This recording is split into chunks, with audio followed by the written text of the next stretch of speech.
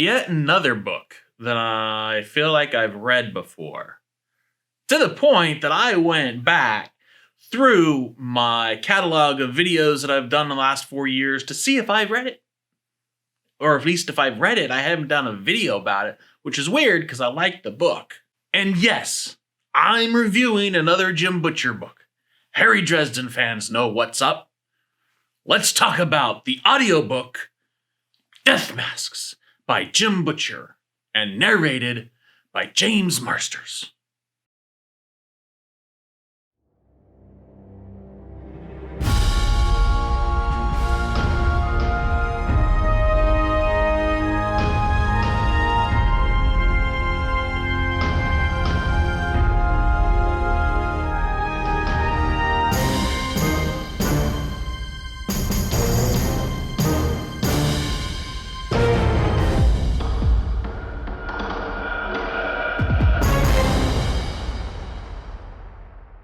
Welcome to Matt Reviews Books, and I am Matt, and I am the Grand Wizard of this here coven.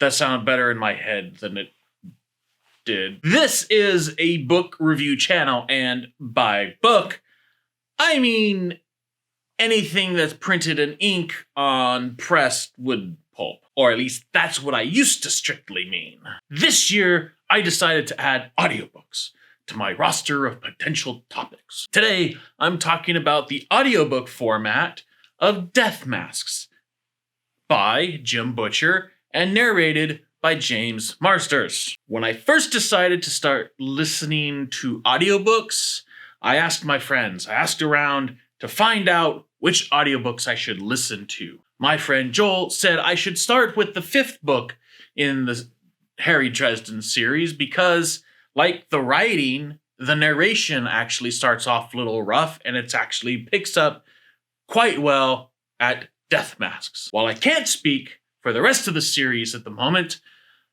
I do know from personal experience that yes, the first books are rough to read and they get better later through the series. Progressively better books as we go. So I trusted Joel's judgment when he said to listen to audiobooks further in to the series because they, like the books, get better. Joel is right.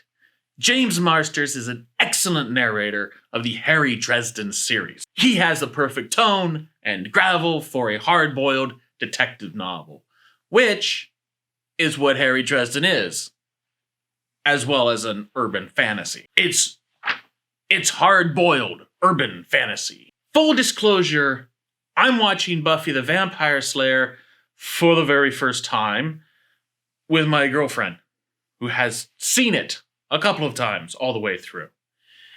We just got to the point in the 2nd season where James Marsters shows up as Spike. So my newfound respect for James Marsters is twofold.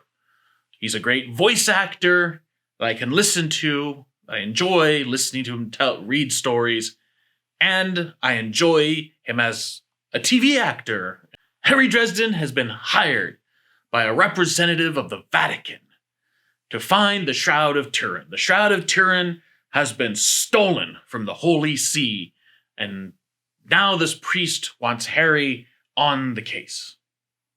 Or is he a representative of the Holy See? We'll see. And that's after Harry has been challenged to a duel by a Duke of the Red Court, one of the royal courts of vampires in the world. The story starts with Harry preparing to be a guest on a television show in order to meet one of his informants, who is also on the TV show.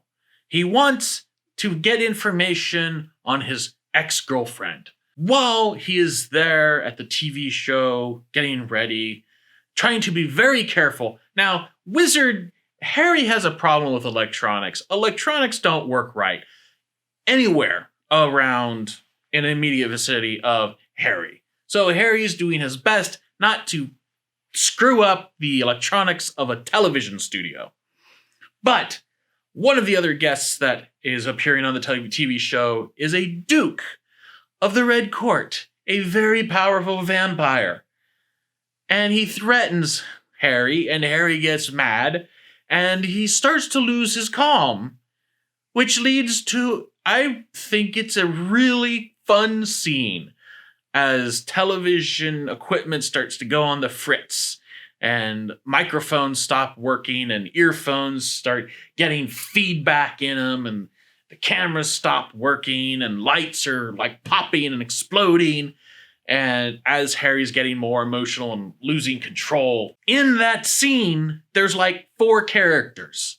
And James Marsters narrates with each character having his own unique voice. And he continues it. And there's 4 different people in this scene.